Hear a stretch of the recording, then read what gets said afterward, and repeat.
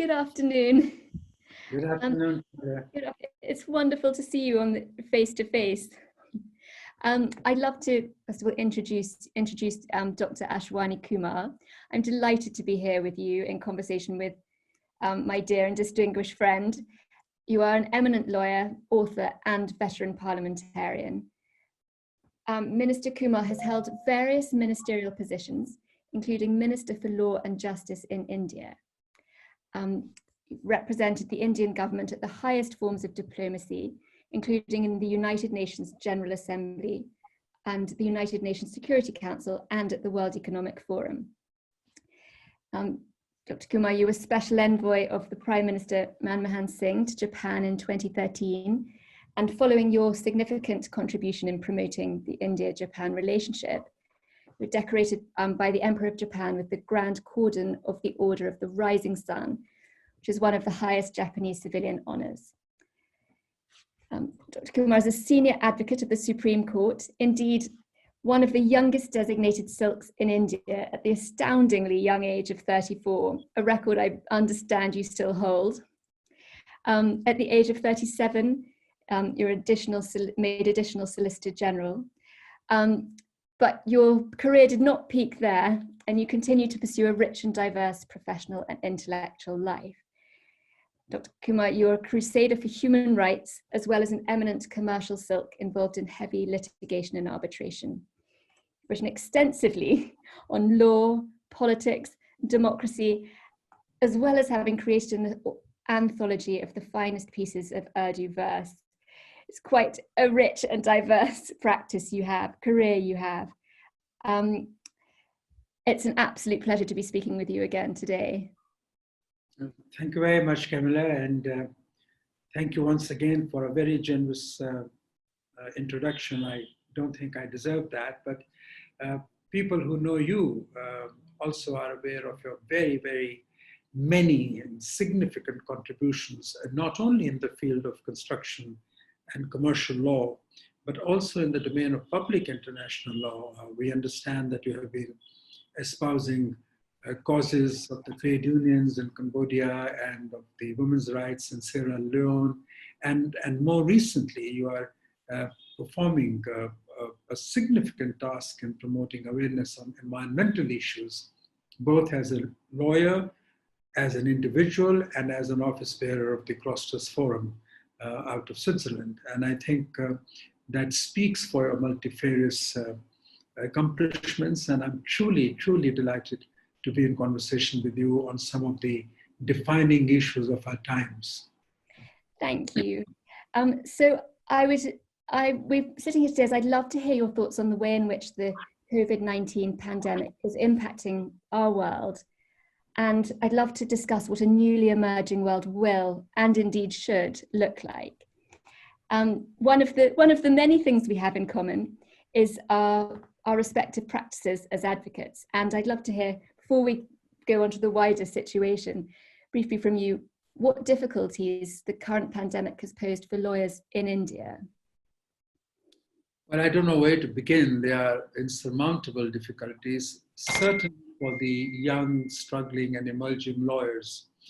As you know, India is a vast country with a very large swath of India living in rural India, where there are problems of connectivity, there are problems of technical skills and competence in addressing the court system through the virtual court system as a replacement for the traditional physical advocacy in courts.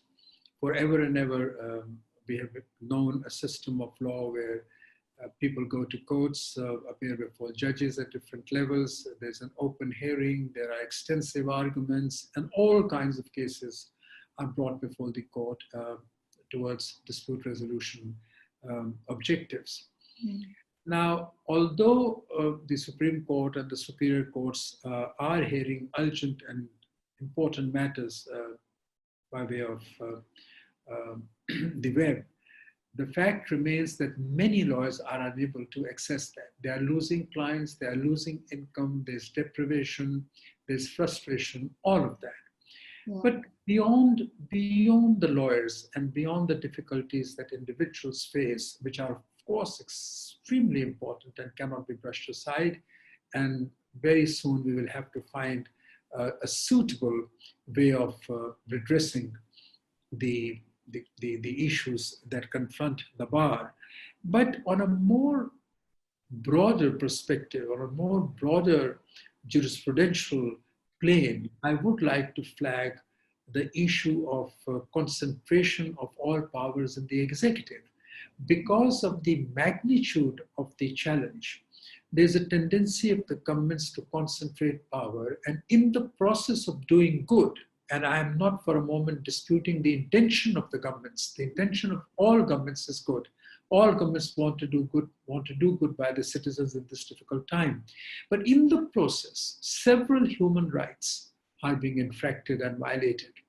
And when petitions are moved to the courts, there seems to be a general tendency to give the benefit of doubt to the governments. And I don't even resent that. Because of the challenges, because of the unprecedented scale of the tragedy, there is a legitimate argument in favor of giving governments the benefit of doubt. But even where the issues are within the capacity of the state, and still there are infractions of non-negotiable human rights, courts' passive approach in coming to the aid of the citizen, although invested with very large powers of judicial review, is something that worries me. There is then the additional question of strain on federal democracies. The central governments, which have far greater resources at their disposal, tend to concentrate decision-making in their own hands, whereas it is the state governments which have actually to meet the situation in the respective states. So there's a strain on the functioning of the federal polity. So these are some of the larger issues on the constitutional legal side, which I think we need to address rather than to evade. So you say that there's a tendency on the judiciary to give the governments of the benefit of the doubt at the moment. Is that at the moment, or is that a tendency that exists in general that predated this pandemic? Well, I can certainly speak about our superior judiciary led by the Supreme Court of India, which has been proclaimed to be probably the most powerful court in the world. It has had a sterling record as far as the advancement of human rights are concerned. And through a process of expansive judicial interpretation, the court has deduced several rights which are not expressly stated in the Constitution. So we are very proud of the direction that our court has taken over the years. But there have been aberrations. And those aberrations I see very pronounced in these challenging times, because many public interest petitions to espouse larger public causes, including the right to dignity in death, have been brought before the court. And one sees that while the court is appreciative and sympathetic to the cause, it is loath to get actively involved in giving directions to the government, whereas this is the need of the moment. In fact, if the court were to give some suggestions or directions or orders or writs to the government would be strengthened in the processes of delivering justice, because then all actions of the government would have been legitimized by a very credible judicial forum. I therefore do feel that in times of emergency, the institutions of dignitarian and libertarian democracies are on test. And it is now that they must pass that test, because people expect a great deal from the courts as impartial arbiters of the constitutional conscience. And we discussed human rights, various human rights being protected by the courts. How have the courts been protecting the rights to die with dignity, if at all? Well, the Supreme Court of India has repeatedly affirmed in landmark and watershed judgments that the right to dignity stands at the pinnacle in the hierarchy of constitutional rights, and so it must be. I think India's record of affirming the right to human dignity as the core constitutional value is second to none, and follows in the examples of the German and South African constitutions and the jurisprudence of the courts of those countries. However, we find the infraction of the right to dignity on a daily basis in so many different ways. Now, the argument that is sometimes proffered is that the court can only say what is required to be said. It can't really enforce its decisions. Now, we are aware of the institutional constraints of the judiciary, but we also know, at least within the system of constitutional democracies, that once the highest court has exercised a constitutional power, no executive government can afford to ignore it. It can ignore it only at its own peril, because that leads to an argument of breakdown of constitutional machinery, and which, under various constitutions, is a ground for the dismissal of the government itself. So I don't think that that fear should hold us back. It should certainly not hold the Supreme Court back, because whatever power and authority the Supreme Court exercises is by the command of the Constitution, and therefore by the command of the sovereign, that is the people of that country. And therefore, it is only right to expect of the superior judiciary that it would not abdicate its function. And its critical functions in the defense of human rights is what makes judiciary as important as it is. And if it were to fail the test in testing times, it might lead to an argument, to recall the argument that there is no justification for judicial review. As it is, there's an argument in jurisprudence that an activist judiciary is encroaching upon the executive and the legislative domain. But every time this argument is rebuffed by the argument that judicial review is critically important for the defense of human rights. Mm-hmm. So if in emergent and testing times, the court does not come forward in defense of human rights, it could negate the philosophy and the basis of its power of judicial review. And has the court been coming forward to protect these human rights? By and large, yes. But there have been aberrations. And for some time in the recent past, there has been some disappointment with the superior judiciary, particularly the Supreme Court. Although the high courts have done exceedingly well in the defense of human rights. So I know that you're particularly interested in the right to die with dignity at the moment. And to what extent have the courts been weighing up resources? You know, I've just written a letter to the Chief Justice of India, and it is now a subject of public discussion, where I've brought to the notice of the Supreme Court the visuals of people being thrown into the pits for burial in gross denial of the right to dignity of the dead. I've seen what happened to lakhs and lakhs of migrant workers who were left without food, hope, shelter, medicine on their way back home to their villages. We have seen ghastly sights of people dying on the roads. We have seen old and the elderly being neglected in hospitals. We have seen black marketing of scarce hospital beds. So all of this mocks the dignitarian conscience of the Constitution of India. And I don't think we can be proud of that at all. In fact, my head hangs in shame when I see some of these things. But that is not to say that our commitment as a nation to the right to dignity is not there. It is there. But when we see that the organs of the state, almost all the three organs of the state, have not risen to the task, I feel sorry. But then, giving them the benefit of doubt, one can say that the challenge has been so humongous and huge, so unprecedented and unanticipated, that no governments were prepared for it. No. And another human right which has been discussed a lot over here in the UK is the rights to privacy at the moment during this pandemic. Is that something that's been an issue in Yes, India? that has been a pet theme for me. But in the judgment in the Putta Swami case, and in Navtej Johor's case, and in Nambi Narayan's case, these are three very formidable judgments. The Supreme Court of India, in exceptionally scholarly judgments, have stated that the right to privacy is a part of the right to dignity, and therefore at the core of the constitutional rights and have to be protected.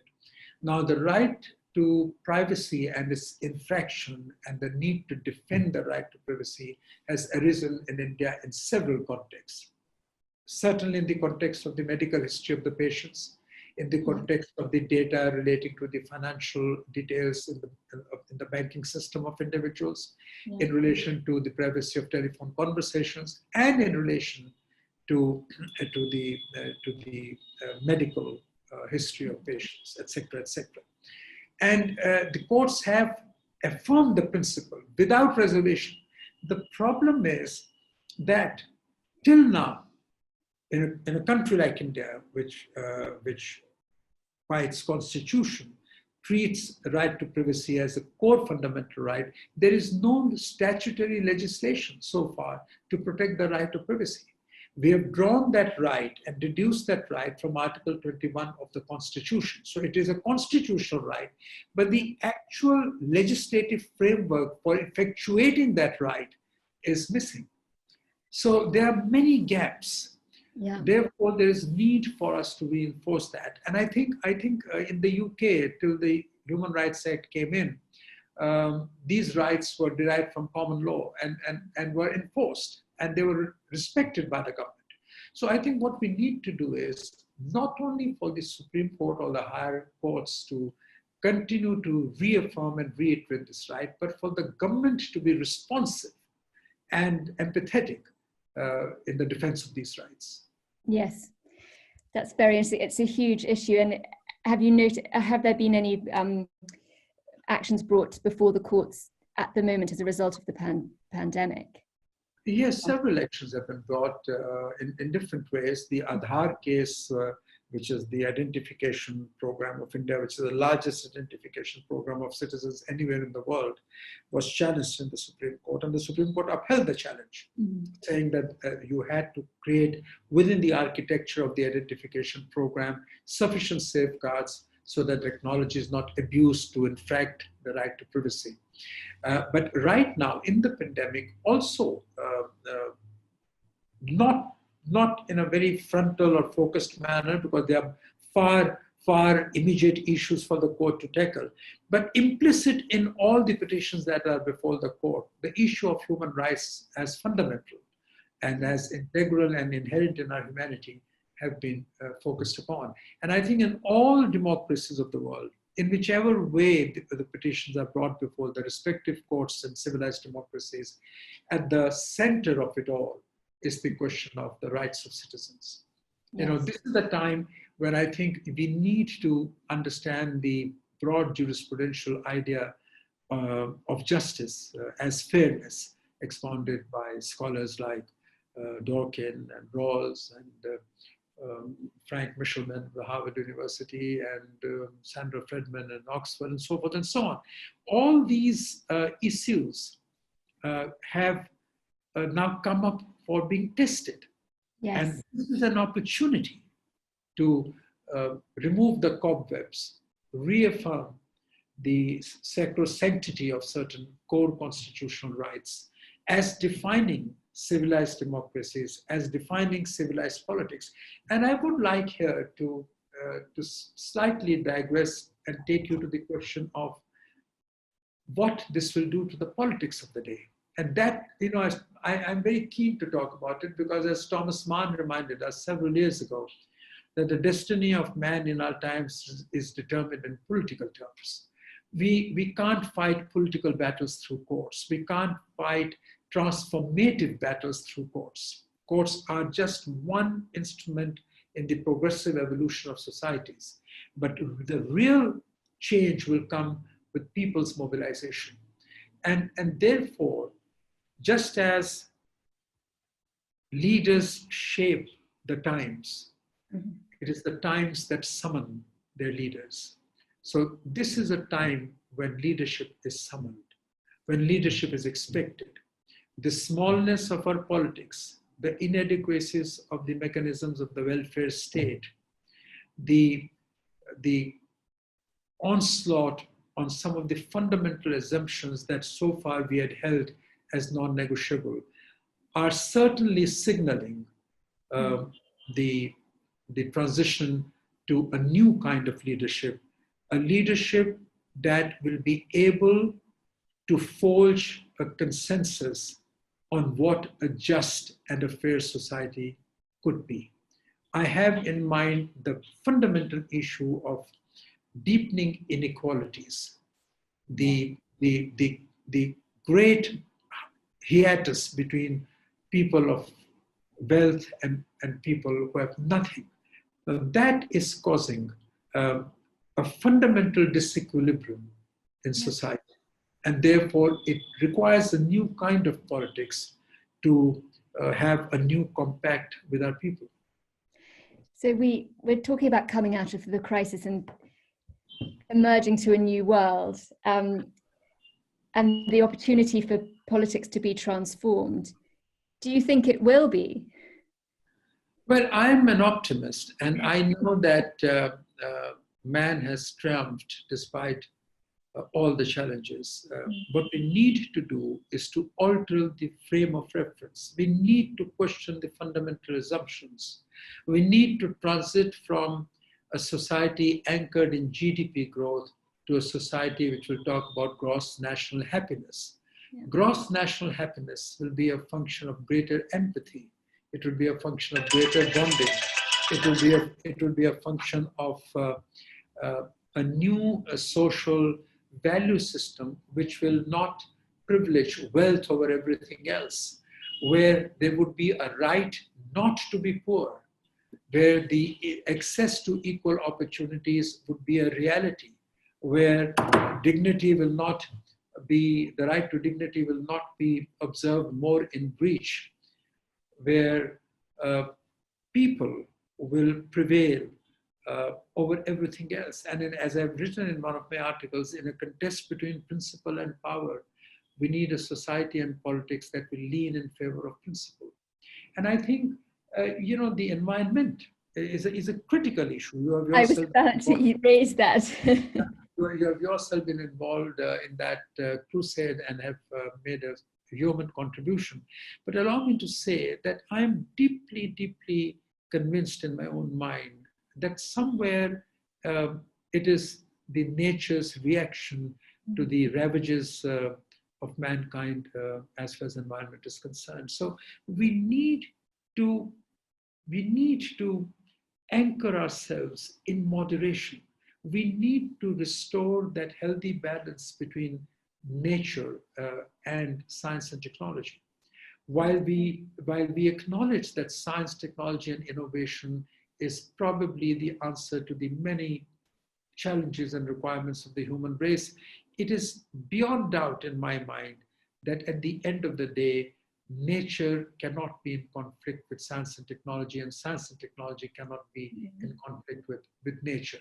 So the harmony, which has been the foundation of Mother Earth's existence thus far, and which is really the foundation of all that is good in our lives, has to be resurrected once again. The ravages of poverty, ravages of ideological excess, and the gaucheries of the middle classes have to be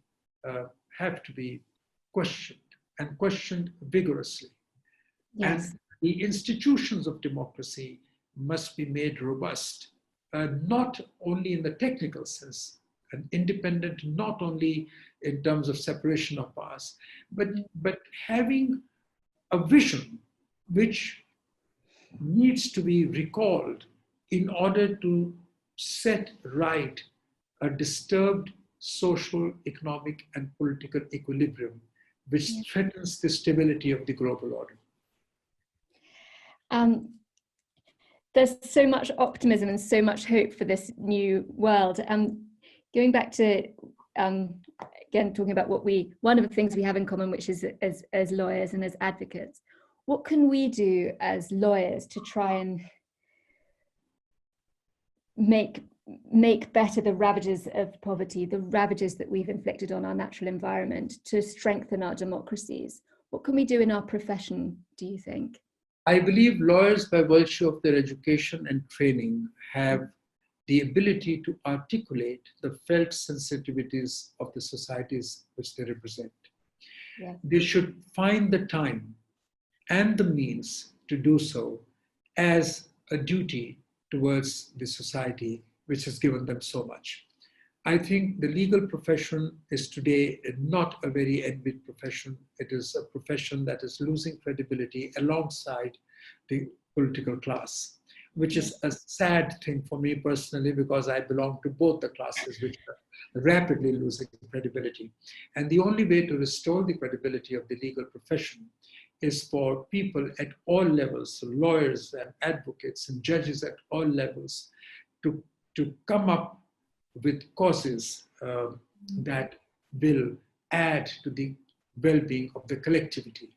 They must go beyond their briefs and take up more pro bono cases. They should donate more. They should be involved in larger public causes, because that is their duty to their society, which has given them so much. Education has a function in society. The ability to articulate, which is the aware of a lawyer, has to be pressed in the service of humanity. That is the way I look at it. We'll keep striving to do that. Thank you so much, Dr. Kumar. It's an absolute pleasure to speak to you. Thank you, Camilla. Thank you very much. Thank you.